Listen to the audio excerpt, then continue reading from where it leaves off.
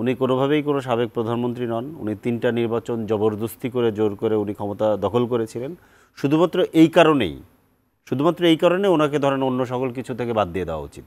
কিন্তু এর বাইরে উনি আরও যা যা করেছেন লিস্ট অনেক লম্বা, সবগুলো বলার সম্ভব না। আমি গুরুত্বপূর্ণ ২-৩টা জিনিস বলি। সেটা হচ্ছে যে ওনার জুলুমের গুরুত্বপূর্ণ ২-৩টা জিনিস: গুম, ক্রস ফায়ার, বিরোধী দলীয় নেতাকর্মীদের উপরে যে জুলুম, এবং হচ্ছে সর্বশেষ জুলাই গণহত্যা, এবং এই ১৫ বছরে লক্ষ লক্ষ কোটি টাকা এখান থেকে নিয়ে যাওয়া, ধ্বংস করে দেওয়া দেশকে, এইটা উনি করেছেন।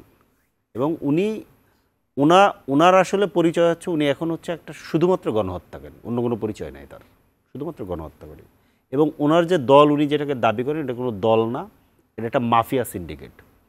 আওয়ামী লীগের একটা লোককে আপনি বের করে দেখান যে লোকটা এসে আজকে মানে এই সামনে দাঁড়ায় বলতে পারবে যে আওয়ামী লীগ গত ১৫ বছরে এই যে কাজ, যেই লিস্টগুলো আমি করলাম, এই কাজগুলো করেছে, এটা আওয়ামী লীগ ভুল করেছে। একটা রাজনৈতিক দলের নেতা এত অপরাধ করার পরও তার দল, সে সেই দলকে বিলং করে এবং সে এই ভুলটা স্বীকার করে না, সেটা কীভাবে রাজনৈতিক দল হয়? এটা মাফিয়া সিন্ডিকেট। সো তাদের সাথে কোনো এই ধরনের কোনো বিষয় আলাপ নাই।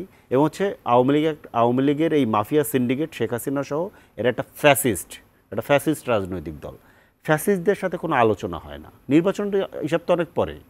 ফ্যাসিস্টদের সাথে কোনো আলোচনা হয় না। ফ্যাসিবাদের যে আতুর ঘর ইতালিতে